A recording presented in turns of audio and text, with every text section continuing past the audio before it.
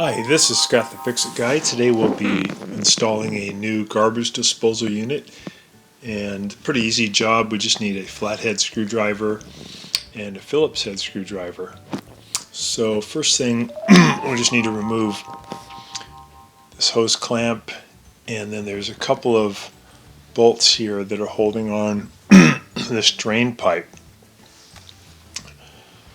So we got to make sure it's unplugged. And then we're going to go ahead and remove this hose clamp. You can use a standard head screwdriver. I'm just using a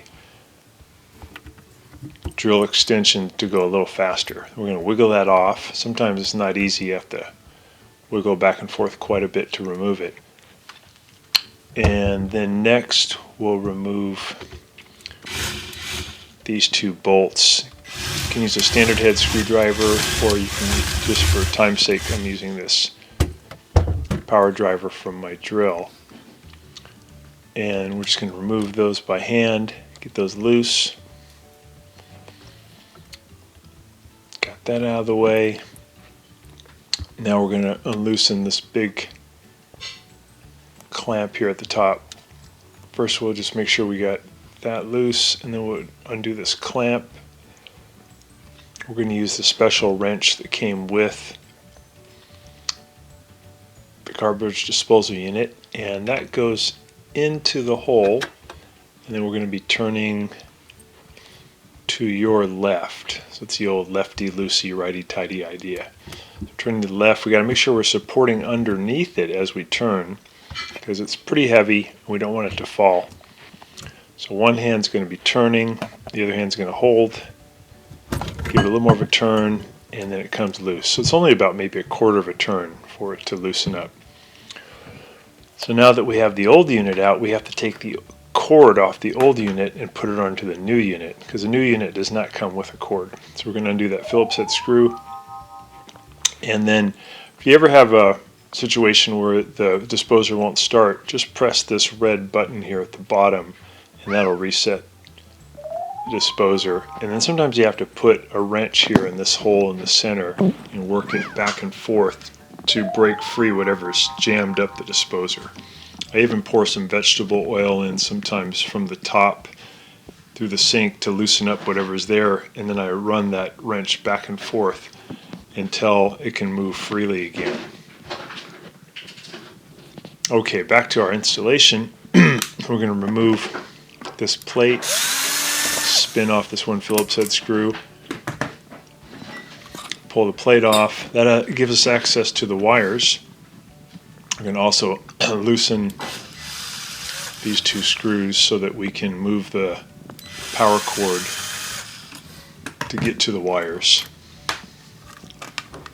Just pull these wires out of this access hole, and then we're just going to remove these wire nuts. Just lefty-loosey, spinning them to the left to get them out.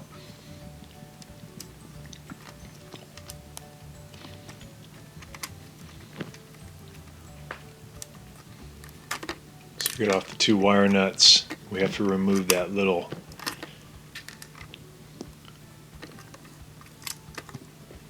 green screw that holds down the ground. So we have all the wires loose.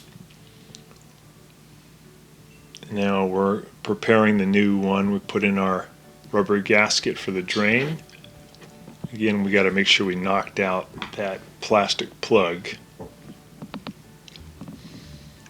I just put the screwdriver in there, and then we're going to knock it down with our fist or with a hammer. It takes a fair amount of force to knock it out, and then you want to make sure you remove that little plastic plug from inside the disposer.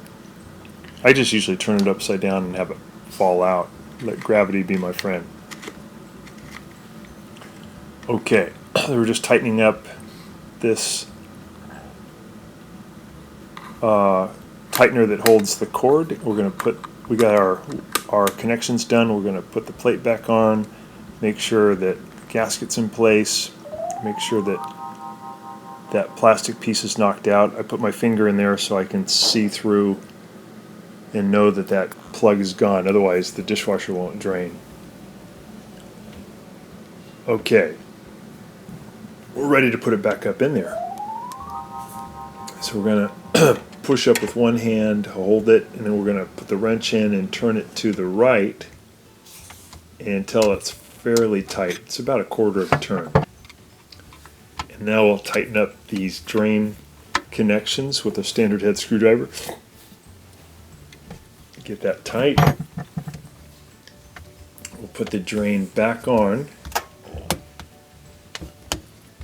And once it's in position, we're going to tighten up that fitting.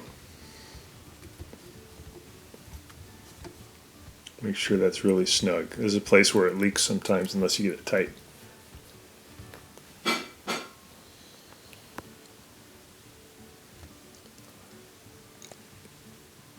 Okay, we're about to test it, so we're going to plug it back in.